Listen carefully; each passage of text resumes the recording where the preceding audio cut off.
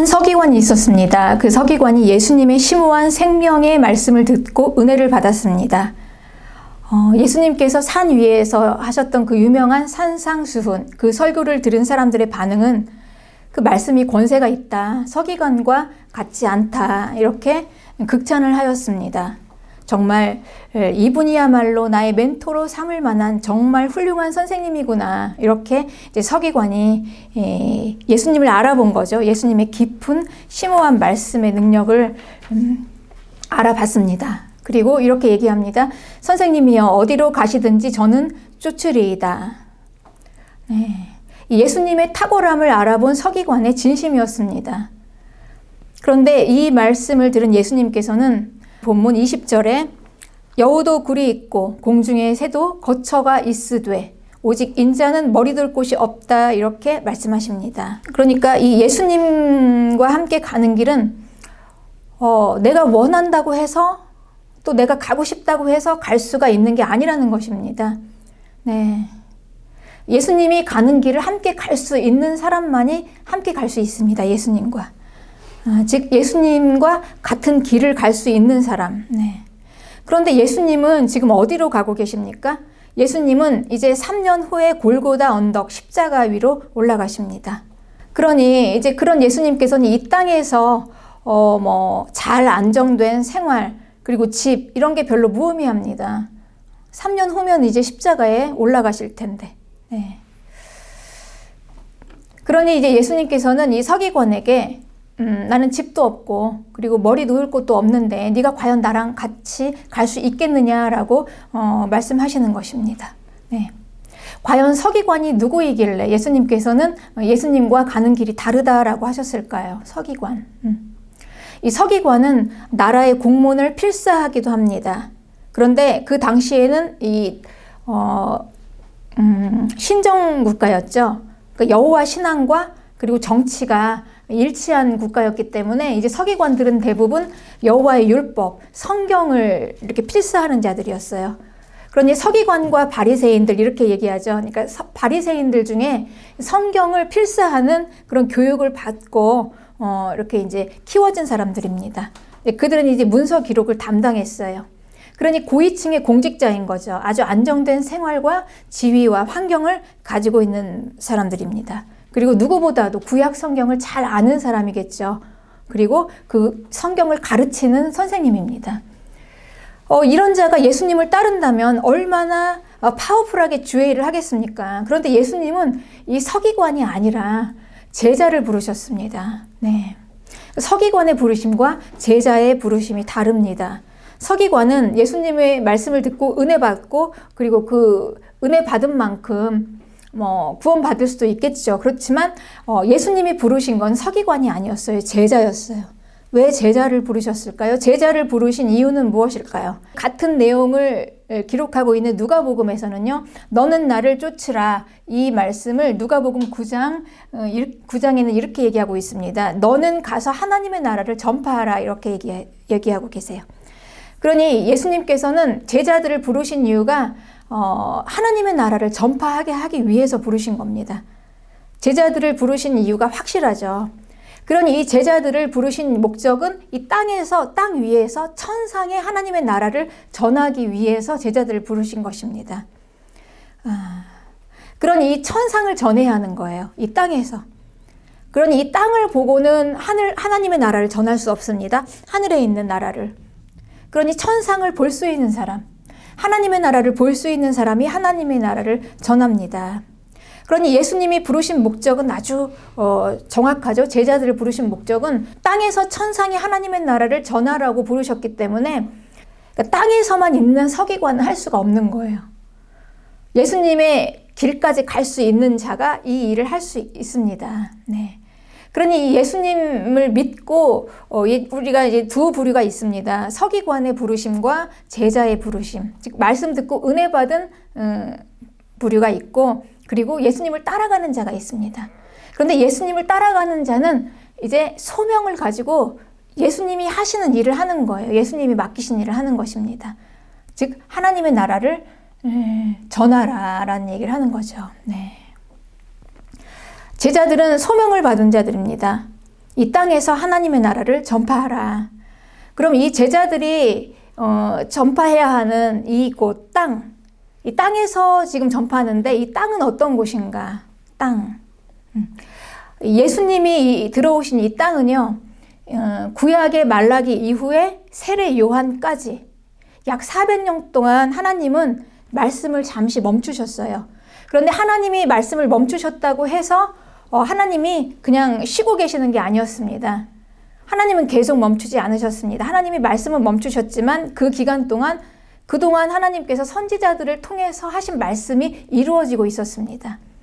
하나님께서는 선지자들을 통해서 그 당시에 최강국들의 멸망을 이제 예언을 하셨습니다. 아수르, 바벨론, 메데, 바사, 애굽, 에돔, 두로, 시돈, 모압, 암몬.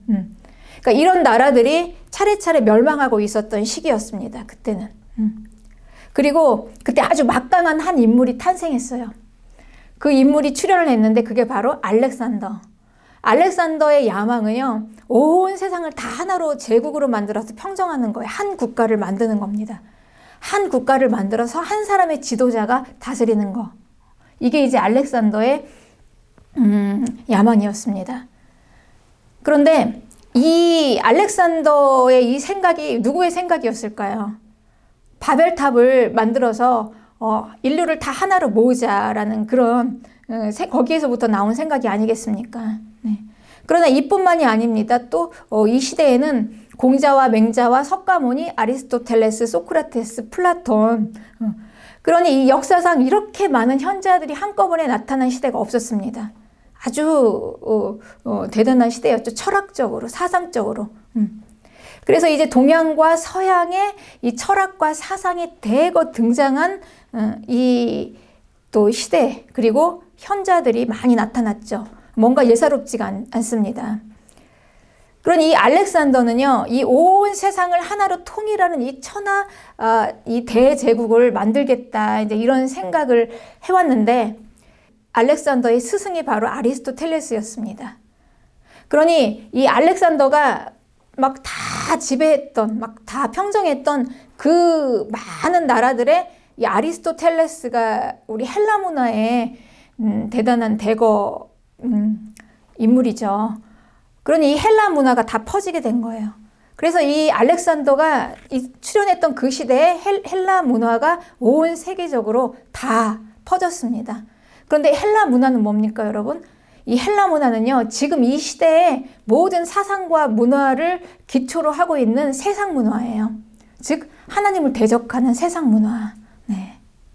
그러니 지금 이 온 세상을 하나로 만들어서 통일해서 천하 대제국을 만들어서 한 사람의 리더가 나와서 다스리겠다. 이게 이제 바로 바벨탑을 쌓았던 마귀의 생각이죠. 네. 한 사람이 지배하는 왕국. 하나님의 나라를 대적하는 그 나라. 그랬죠. 네. 그러니 지금 이제 이 알렉산더를 통해서 만든 이 헬라 문화가 온 세상에 다 퍼지면서 이제 이들의 사상과 그리고 이들의 생각, 문화는 이제 하나님을 완전히 대적하는 세상 문화로 딱 자리를 잡게 된 것입니다. 근데 그 사상이 지금 이 세상적인 세계관의 뿌리가 된 것입니다. 성경을 대적하는 세계관. 그러니 이 아리스토텔레스 그리고 알렉산더 얼마나 매력적인 인물입니까? 그리고 이들은 다 이 시대의 영웅이고 현자들이에요. 누가 이들을 마귀의 종이라고 할 수가 있겠습니까? 아마 세상 사람들이 그렇게 얘기하면은 다 반론을 제기하겠죠. 그러나 이 마귀는 아주 교묘하게 성경을 대적하는 세상 문화를 만들고 있었습니다. 네. 그런데 뭐가 잘못된 것일까요? 아닙니다. 우리 인간의 역사가 중요한 이유는 그것이 하나님의 말씀의 성취가 되고 있기 때문입니다. 하나님은 역사 속에서 하나님의 나라를 만들어 가세요. 그러니 인간의 역사가 없이는 성경을 이야기할 수가 없습니다. 네. 그러니 하나님의 나라는 역사예요. 역사 속에서 지금 이루어지고 있는 것입니다. 네. 그러니 이 과거의 역사는 현재를 우리에게 깨어있게 합니다. 그리고 또 미래를 분별하게 합니다. 역사가 아주 중요하죠. 그래서 우리는 역사를 알고 역사 속에서 믿음이 세워져야 바르게 갈 수 있습니다. 이렇게 마귀는 지금까지 이렇게 계속해서 하나님의 나라를 대적하고 땅을 장악하고 있었습니다. 그리고 지금도 마찬가지입니다. 평화라는 이름으로, 그리고 차별금지, 세계정부. 이게 다 똑같은 마귀의 생각 아닙니까? 바벨탑에서부터 이어왔고, 그리고 또 알렉산더가 이루려고 했었던 그 전 세계를 하나로 만들려고 했던 그 생각이었죠. 그 세상을 하나로 통합해서 다스리는 리더가 곧 나올 것이다. 앞으로. 네. 이렇게 성경은 예언하고 있습니다. 그는 아주 매력적이고 아주 능력 있는 인물로 모든 사람들이 다 따를 만한 조건을 가진 사람일 것입니다. 그리고 모습은 어린 양이지만 성품은 분명히 마귀의 성품일 것입니다. 왜냐하면 그는 분명히 하나님을 대적할 것이기 때문에. 하나님은 이걸 성경으로 말씀하시고, 그리고 그 말씀대로 지금 성취되고 있는 것입니다. 네. 그렇습니다. 그리고 이제 이 시대 동안 세상은요, 점점 더 힘들어지고 있습니다. 성경에는 기록되어 있어요. 전쟁과 기근과 전염병과 죽음과 자연재해로 사람의 3분의 1이 다 죽는다고 나와 있습니다. 3분의 1.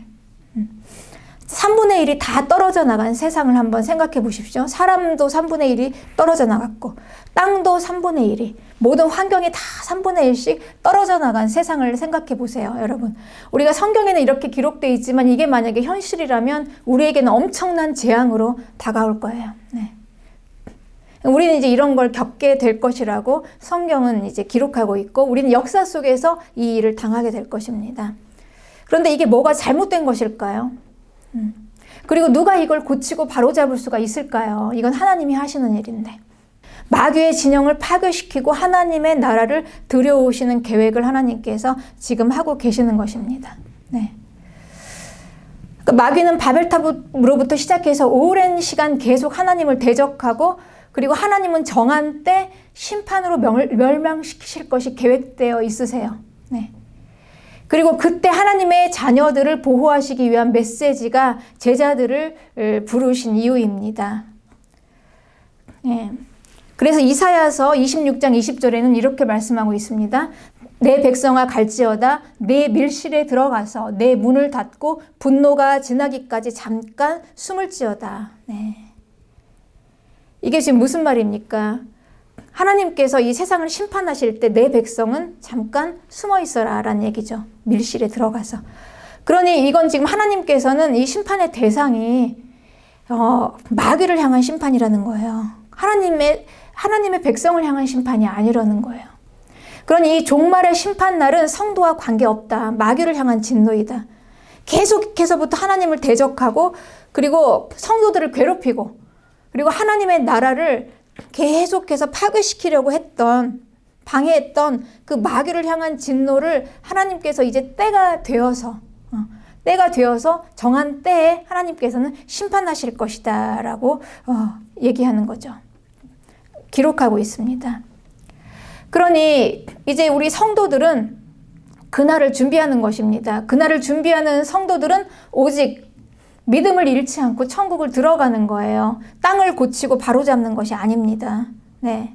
이걸 하나님이 지금 행하시고 계시고 역사 속에서 하나님의 지금 계획 가운데서 일어나고 있는 일을 누가 이걸 막을 수가 있겠습니까? 땅을 고치고 바로잡는 게 아니라 그냥 여기에서 하나님의 말씀을 선포하는 거예요. 하나님의 나라를 선포하는 것입니다. 그 일을 위해서 제자들을 부르셨습니다. 땅에서 천상 하나님의 나라를 선포하라. 그래서 예수님께서 제자들을 부르시고 제자에게 말씀하시는 것입니다. 너는 가서 하나님의 나라를 전하라. 이렇게 말씀하는 거죠. 네. 그러니 이 제자들은요, 이 세상에서 이 하나님의 나라를 전하는 것입니다. 네. 그러니까 세상 속에 이 세상적인 가치관, 이 세상의 가치관으로는 전할 수가 없어요. 왜냐하면 땅은 미혹을 하는 곳입니다. 지금. 그래서 제자들은 이제 이렇게 전하는 거예요. 하나님의 나라를 이 땅에서 선포하면서 미혹당하지 말고 괜히 잘못 끼어들어가서 그냥 마귀를 심판하는 것에 딸려 들어가서 거기 불구덩이에서 빠지지 말아라. 우리는 하나님께서 보호하신다. 지금 밀실에 숨어 있으라 이렇게 말씀하지 않으셨습니까? 이사야서에서. 그러니 우리는 진리 안에 잘 있다가 새하늘과 새 땅으로 들어가면 된다. 천상을 바라봐라. 이렇게 이제 이 메시지를 선포하는 것입니다. 제자들이. 마지막 때를 향한 이 제자들의 선포입니다. 이 땅에서 하나님의 나라를 봐라. 이게 뭘 개혁하고 고치는 게 아니에요, 여러분. 지금 이 환경에서 하나님의 나라를 선포하는 거예요. 잘못 끼어들어가서 괜히 그 마귀를 심판하려고 준비해 놓은 불못에 같이 떨어지지 말고 우리는 잘 우리의 믿음을 지키고 하나님께서 우리는 보호하시니까 건지시니까 같이 휩쓸려 가지 말고 여기서 믿음 잘 지키고 신앙 잘 지키고 있다가 하나님의 나라 함께 가야 된다. 이거를 지금 기록하고 있는 것입니다.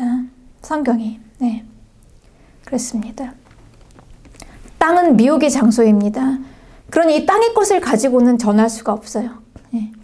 마귀는 계속해서 지금까지 이 세상적인 가치관을 아주 치밀하게 만들어 놨어요.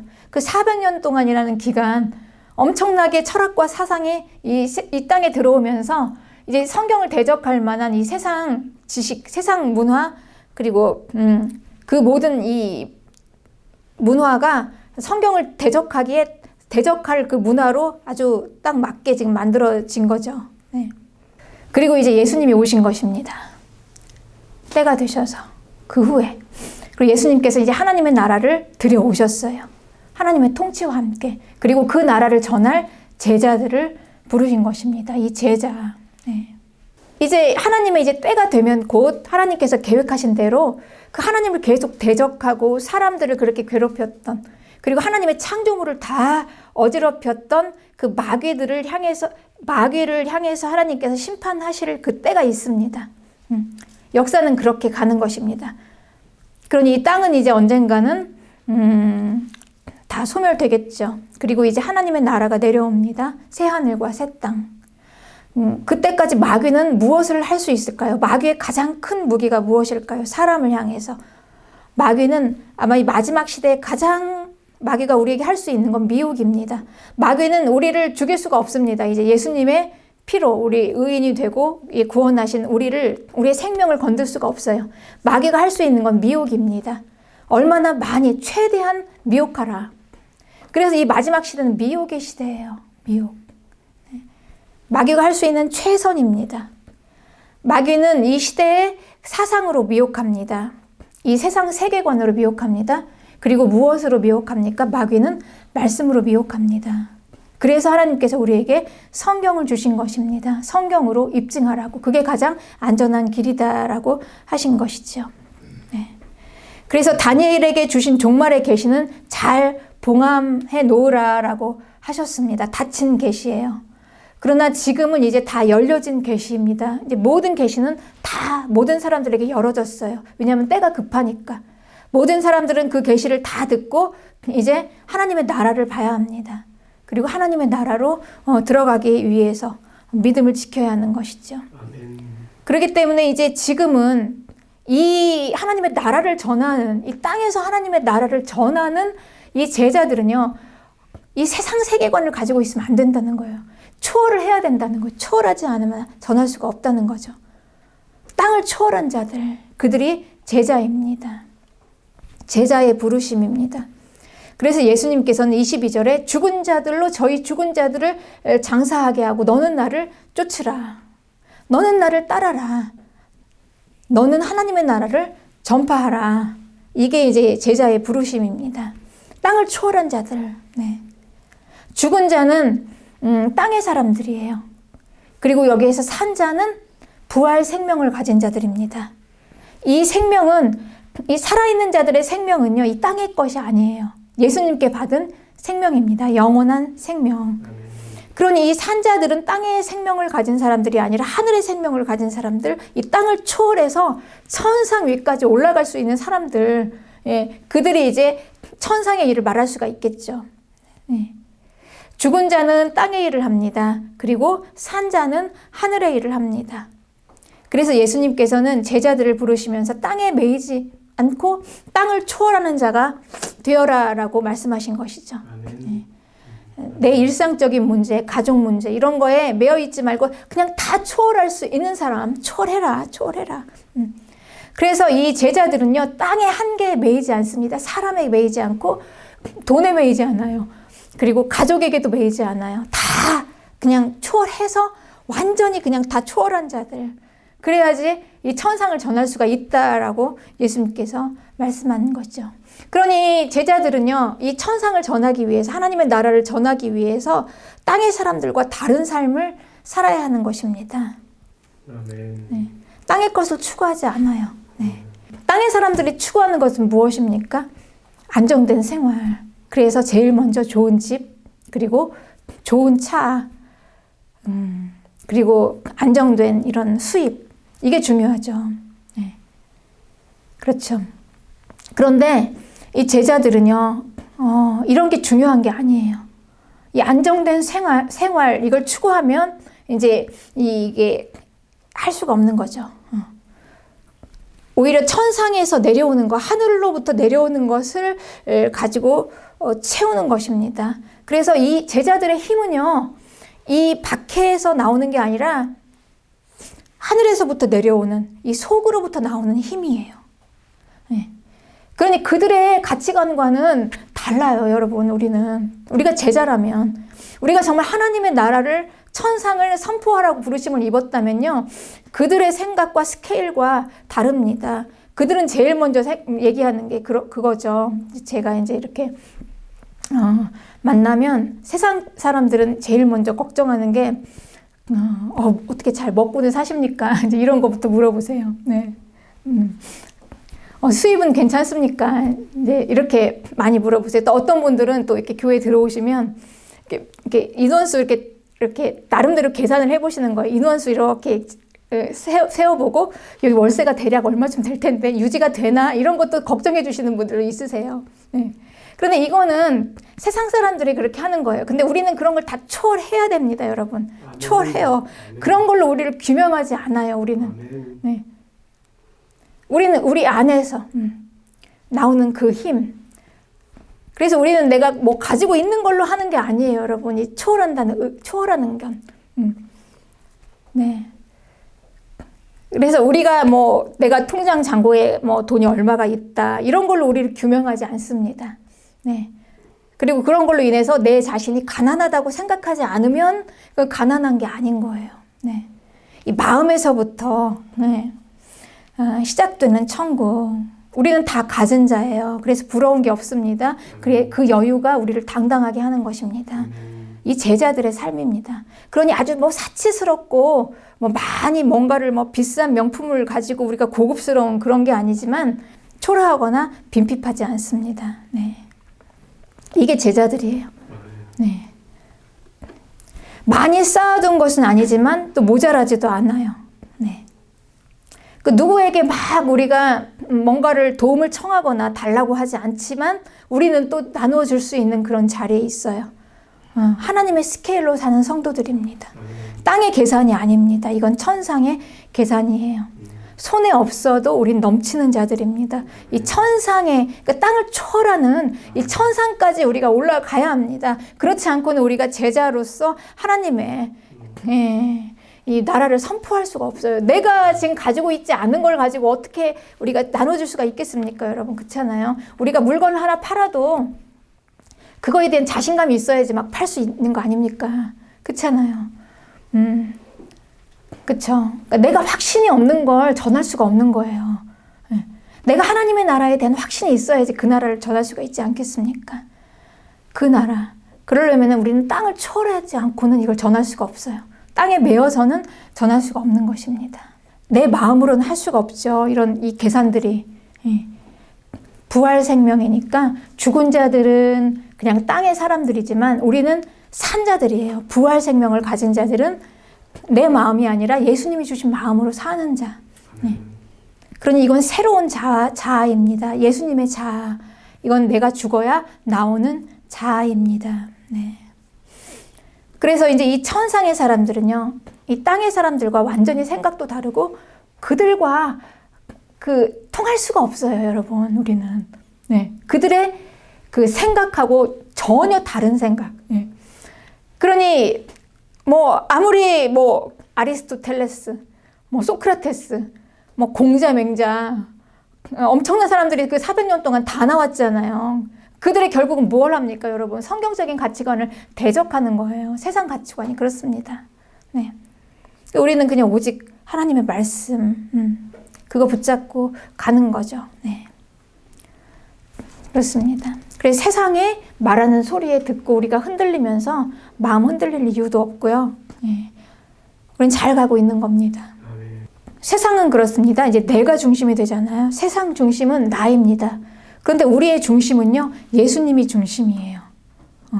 천상의 사람들은 그렇습니다. 부활 생명을 받은 자들은 이제 내가 죽는 것입니다. 그래서 예수님이 모든 삶의 중심이고 우선이 돼요. 네. 그래서 요한복음 12장 25절에는 자기의 생명을 사랑하는 자는 잃어버릴 것이요 이 세상에서 자기의 생명을 미워하는 자는 영생하도록 보전하리라. 네. 이게 우리는 이해가 가는 겁니다. 내 거 버리고 나 죽고 이래야지 생명을 얻는다는 거예요. 이 생명은 뭡니까? 부활 생명, 예수님의 생명. 내가 주어야 얻을 수 있는 거. 땅의 것을 다 버릴 수 있겠는가라는 것입니다. 네. 부모와 아내와 자식과 자기 생명까지 버리지 않으면 능히 제자가 될 수 없고 예수님을 가장 우선에 두는 사람이어야지만 제자가 될 수 있다.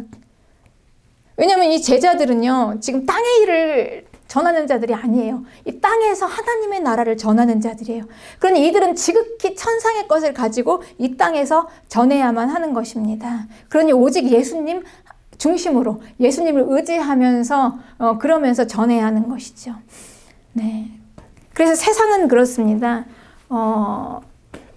세상은요, 그 사람과 사람들과의 관계에 있어서 이제 일을 할 때 동역을 하잖아요.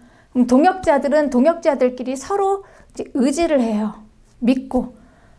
그러다가 배신도 당하고 아픔도 당하고 막 이렇게도 하지만, 서로 간에 그렇게 믿고 하잖아요. 그런데 우리가 하나님의 일을 하는 사람들은요, 그러니까 저는 사실 그렇습니다. 저는 이제 무엇보다도 여러분들이, 이제 이 교회를 위해서, 주의 일을 위해서 많이 쓰임받기를 원해요. 네. 왜냐면 여러분들이 그게 축복이기 때문에. 네. 그런데 그렇다고 해서 제가 여러분들을 의지하는 건 아니에요. 네. 저는 하나님을 의지합니다, 여러분. 네. 이 개념이, 이게 천상의 개념이에요. 그러니 우리가 땅에서는 사람과 사람들끼리 서로 의지하고 믿고 배신도 당하고 그렇지 않습니까? 그런데 저는 이제 여러분들이 많은 일을 하기를 원하지만 제가 정말 믿는 거는 하나님이에요. 하나님. 예수님입니다. 주님. 네. 네. 네. 이제 그분이, 그러니까 우리가 사람과 사람 사이에 주님이 계세요. 그게 이제 천상의 세계관입니다. 우리가 세상에서는 사람과 사람 사이에 주님이 없었어요. 그러니까 사람과 사람의 그냥 1대1의 관계였죠. 그런데 이 천상의 관계는요, 사람과 사람 사이에 주님이 계시는 거예요.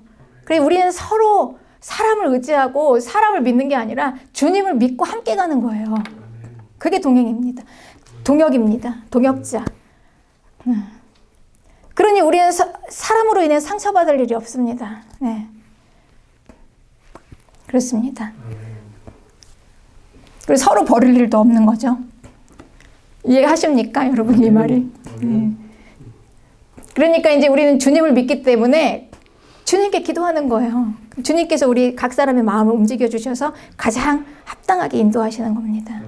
그러니 오직 예수님 한 사람, 한 분만 의지하고 갈 수 있는 자, 이게 바로 주님의 종입니다. 그런데 이 예수님을 의지한다는 게, 여러분, 이 한 분만을 의지한다는 게 얼마나 자유함이 있는지 몰라요. 매일 필요가 없어요. 사람에게 매이지 않아요. 그는 사람의 종이 되지 않습니다. 예, 오직 주님의 종입니다. 그래서 우리가 이렇게 이제 제자의 길을 가려면요, 우리는 그 예수님의 생명을 받고 이제 산자로서의 삶을 살아야 되는데, 이제 그렇게 되기 위해서 우리는 먼저 죽어야 합니다. 십자가에서. 그러니 제자는 십자가에서 죽는 거예요. 그러니까 십자가에서 죽지 않고는 제자가 될 수가 없어요. 네. 그렇지 않겠습니까, 여러분? 우리는 이 죽은 자들은 땅의 일을 하는 자들이에요. 죽은 자는 땅의 일을 하는 자들인데 산 자들은요, 하늘의 일을 합니다. 부활 생명을 가진 자들은 하늘의 일을 해요. 그런데 이 부활 생명은 내가 죽어야 나오는 생명이에요. 그러니까 내 생명이 죽어야 예수님의 생명이 나오는 겁니다. 그러니 내가 죽는 거죠. 그러니 예수님을 따르는 길은 뭐냐? 제자가 되는 길은요, 십자가의 길, 네, 그 길입니다. 내가 죽고 부활하는 그 길입니다. 그러니 이것은 내가 무엇을 하는 게 아니라요, 그 길 따라가다가 되어지는 거예요. 네. 내가 뭔가를 막 헌신을 내 노력과 뭐 내 능력으로 뭐 금욕적이고 율법적인 이 헌신이 아니라 내가 죽으니까 되어지는 거예요. 부활의 생명으로 살다 보니까. 그렇습니다. 그 땅의 몸이 죽을 때 땅이 바라는 것도 함께 죽습니다. 죄와 정욕이 소멸되고 부활 생명으로 천상의 삶을 사는 자들. 땅에서는 아무것도 구할 것도 없고 미련이 없습니다. 죽었으니까. 네, 그렇습니다. 죽었으니까요. 네. 죽음이라는 게 구체적으로 무엇일까요? 십자가에서 내가 먼저 죽어야 되는데 죽지 않고는 제자가 될 수 없어요. 네. 내 생각 그대로 가지고 내가 살아서는 제자가 못 돼요, 여러분. 네. 우리는 이제 부활 생명으로 산 자가 돼야 되니까. 그래야 하나님의 나라를 전할 수가 있으니까요. 네. 그런데 이 십자가의 죽음은요, 결국 이 죽음이라는 거는, 십자가 죽음이라는 건 내 죄가 죽는 겁니다. 내 죄가 죽는 거. 내 죄가 죽는 게 무엇일까요? 내 죄가 죽는 건 회개예요. 회개. 네. 그러니까 아주 간단합니다, 여러분. 우리의 십자가 죽음은 회개입니다. 우리가 회개하기 위해서는 나 자신을 보아야 해요. 내가 얼마나 죄인인가. 내가 얼마나 아직까지도 내가 세상 이런 거에 놓지 못하고 있는지 이런 거를 봐야 하는 거죠. 네. 그러니까 회개는 나를 죽이고 성령으로 살게 해요. 성령은 회개의 영이에요. 회개가 없이는 도저히 죽을 수가 없어요. 네. 십자가에서 나를 죽인다 하는데 뭘 어떻게 죽냐? 회개예요. 회개. 회개하면 죽어집니다. 내가 얼마나 내 죄의 모습을 보면 죽는 거예요. 그러니까 회개를 안 하면 여러분 못 죽어요. 계속. 네. 그래서 예수님께서 말씀하시는 것입니다. 내 생명을, 그러니까 살고자 하면 죽고, 죽고자 하면 산다는 이야기가요. 이 얘기예요. 네. 그러니까 내가 회개해서 내 죄를 못 봐. 내가 죄인인 것을 못 보고 있잖아요. 계속해서. 네. 그럼 우리는 계속 죽음인 거예요. 못 살아요. 계속 죽음이에요. 네. 그렇습니다. 그러니 이 죄와 함께 비참하게 막 파묻혀서 계속 나는 피해자가 되는 거예요. 계속 가해자들에게 막 고통당하는 피해자가 되는 거죠. 회개를 못하니까. 그런데 회개하면 다 풀어집니다. 그렇습니다. 나를 보고 회개하면 죄의 결박에서 풀어지고요. 네, 모든 일상이 다 풀어지고 이게 산자들입니다. 회개하고 자기를 볼 수 있어야지 살아납니다. 회개가 안 되면 계속 죽은 상태입니다. 이게 바로 제자들인 것이죠. 네, 그렇습니다. 네. 그래서 이제 우리는 이렇게 예수님의 부르심은 두 부르심이 있어요. 예수님 믿고 서기관처럼 그냥 이 땅의 것만 가지고 사는 그리스도인이 있고요. 그리고 제자, 예수님의 길을 가는 자들. 예수님의 길을 가는 자들은 소명이 있습니다. 네. 하나님의 나라를 전파하라. 그러니 예수님을 따라가는 자들은요, 예수님의 길을 가는 그 제자들은 예수님의 길, 그 길이 십자가 길이에요, 여러분. 내가 죽어야 살아날 수 있는 그 길입니다. 그 과정을 통과하지 않고는 우리들은 제자가 될 수도 없고 주님 앞에 쓰임받을 수가 없습니다. 그렇습니다. 그래서 우리는 내가 뭔가를 막 한다는 것보다 그냥 그저 나를 그냥 부르심에 감사죠. 나를 불러주심에 감사입니다. 너는 나를 따르라. 내가 뭔가 능력이 있어서가 아니라, 내가 뭐 가진 게 있어서 아니라 주께서 그냥 불러주셔서 감사할 뿐입니다. 주님이 나를 쓰시겠다는데 그게 얼마나 감사합니까? 네. 그래서 하나님께서는 사람을 쓰실 때요, 능력을 같이 주세요. 그냥 무조건 불러서 해라가 아니라, 감당할 수 없는 게 아니라 하나님이 쓰실 때는 내가 제자로서의 준비만 되면, 그러니까 내가 제자로서 다 갇혀있어. 내가 그냥 지금까지 계속 서기관이야. 서기관. 그리고 하나님께서 우리를 쓸 수 없어요. 내가 서기관이면, 땅의 걸 바라보면. 그런데 내가 이제 예수님께서 나를 제자로 부르시면은요, 내가 그래서 죽고, 십자가에서 죽고, 그리고 부활 생명으로 제자가 되면, 예수님께서는 제자를 부르실 때요, 그냥 무작정 부르시는 게 아니라 다 할 수 있는 힘을 주시면서 부르세요. 그래서 은혜인 겁니다, 여러분. 그 부르심이. 주님이 다 주시니까. 그래서 하나님의 말씀을 내려주셔서 전할 수 있어요. 얼마나 이게 감사합니까? 나 같은 자를 하나님께서. 그래서 하나님께서는 이 일을 하기 위해서 능력도 주세요. 하겠다고 하면 하나님께서는 능력도 주십니다. 네. 그래서 저는 이제 하나님께서 말씀을 내려주실 때 말씀과 함께 주신 특별한 마음이 있어요. 그 공감. 그 공감은 때로는 어떤 한 사람에 대한 그 마음을 같이 느끼는 거, 때로는 그게 하나님의 마음. 그 마음이 주체할 수 없이 막 아려오는 통증으로 너무나 아픈 그 마음으로 옵니다. 그래서 기도하고, 그래서 더 절박하게 기도하고, 그래서 더 절박하게 주님 앞으로 나와서 말씀을 전하고. 그러니까 이런 것들을 저는 보면 정말 하나님의 은혜구나. 하나님의 쓰시기 위해서 그 마음도 주시고요. 할 수 있는 능력도 주시고 다 주세요. 하나님이 주시고 하라고 하세요. 그러니까 우리 걸로 하라고 하는 게 아니라 하나님께서 부르신 분이 공급해 주시면서 그걸로 하라고 하시는 겁니다, 여러분. 네. 그러니 내가 제자가 될 수 있다면 문제 없습니다. 우리는 할 수 있어요. 하나님이 주십니다. 할 수 있도록 우리를 인도해 주십니다. 그렇습니다. 네. 어느 날 하나님께서 우리를 제자로 부르시기 시작할 때, 그때 우리는 어쩌면 우리의 땅의 것들이 하나씩 죽어가고 있을지도 모릅니다. 그러나 우리는 두려워할 것이 없습니다. 내가 죽어야 다시 살 수 있는 파워풀한 부활의 생명의 능력이 나옵니다. 우리는 그 능력으로 사는 거예요. 우리 안에서부터 나오는 그 능력으로 살아가는 겁니다.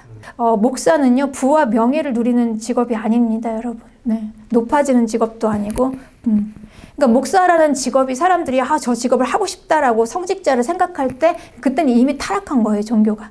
서로 목사가 하기 싫어야 돼요. 그게 맞습니다. 그럼에도 불구하고 주님 앞에 쓰임받고 부르심을 받았다는 거, 이게 너무 영광스러워서 저는 그렇습니다. 사람이 할 수 있는 가장 최고의 것이 목사다라고 생각합니다. 주의 일이다. 그렇죠. 목사라기보다는 주의 일이죠. 네.